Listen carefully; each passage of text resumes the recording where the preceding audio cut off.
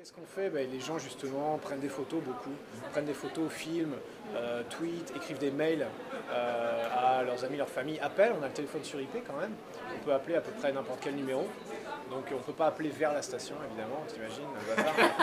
Mais de la station on peut appeler, c'est un numéro de Houston, je sais parce que ça m'est arrivé plusieurs fois, au début on se demande qu'est-ce que c'est que cette histoire, et ça m'est arrivé de raccrocher au nez de quelqu'un en disant mais j'entends pas. Merde, c'était Lucas dans la station. Après, il m'a envoyé un email. Donc, ils font ça, tous les gens ont leurs petits projets, évidemment côté perso. On a le dimanche, moins les 2h30 de sport à peu près de libre, moins 45 minutes je crois de conférence avec la famille, un peu vidéo. Là c'est une fois toutes les 2 semaines.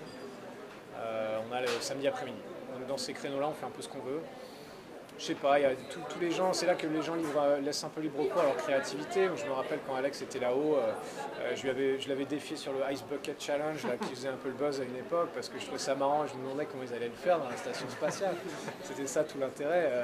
Et ils l'ont fait, alors ça n'a pas été diffusé, parce qu'il y a eu tout un tas la NASA a dû avoir son mot à dire, etc. Le temps que ça soit autorisé, c'était un peu tard, le buzz était passé, mais en fait ils ont fait une grande bulle d'eau au milieu de la station, ils ont mis des glaçons dedans, et il a mis sa tête comme ça. Et ce qui est drôle, c'est qu'en plus l'eau ensuite, par tension de surface, donc l'eau ça colle, hein, comme les larmes du vent dans le verre. Donc nous, la gravité est beaucoup plus forte que cette force-là, donc nous on le voit presque pas. Par contre, dans la station, c'est prédominant. Donc il avait une espèce de grosse bulle d'eau comme ça sur la tête. Ils ont mis une GoPro dans une bulle d'eau comme ça, ils ont tout filmé. Donc quand il y avait eu la Coupe du Monde, ils ont regardé les matchs, ils se sont amusés après à jouer au foot, un peu à faire des espèces de matchs de foot en orbite.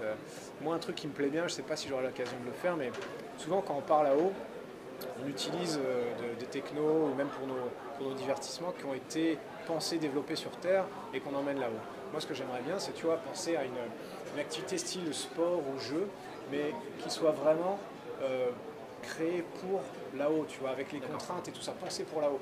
Le truc qui m'a fait penser à ça, c'est un peu débile, c'est la coiffure de Gennady Padalka, qui est le plus expérimenté astronaute russe. Mais quand il est dans la station spatiale, il ne se coupe pas les cheveux. Pendant 6 mois, il ne se coupe pas les cheveux. À la fin, il a une espèce il a les cheveux un peu qui flottent comme ça au-dessus de la tête. Donc les gens disent c'est un peu bizarre. Mais moi, je dis non, on se coupe les cheveux sur Terre parce que sinon ils vont tomber dans la tronche au bout d'un moment. Dans l'espace, on n'a pas ce problème, donc pourquoi se les couper? Il a raison, tu vois. Il a pensé le problème un peu différemment. Il s'est dit, non, se couper les cheveux, c'est un truc terrien, moi j'ai pas besoin de le faire, donc je le fais pas. Ouais, ça flotte au-dessus de ma tête, mais c'est un truc de l'espace. Et moi je me suis dit, ah ouais, mais en fait il a vachement raison. Et il faudrait faire la même chose pour une espèce de jeu, sport. Alors je réfléchis un peu à ça, un truc qui se passera en 3 dimensions, tu vois, une espèce de billard 3 dimensions, où je sais pas trop ce qu'on pourrait faire, mais parce que comme ça on pourrait se défier, avoir des concours le dimanche et puis avoir notre activité pensée pour l'ISS. Voilà, moi je travaillerai à ça le dimanche, entre autres.